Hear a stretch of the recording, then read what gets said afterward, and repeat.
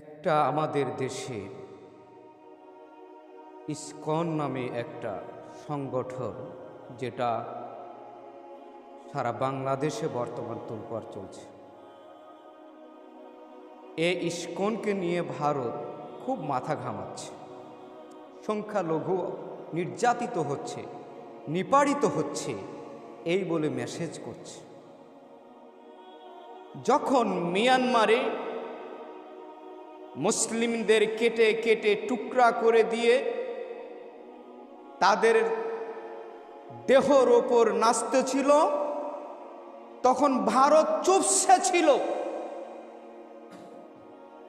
তখন মুসলিম সংখ্যালঘু ছিল না।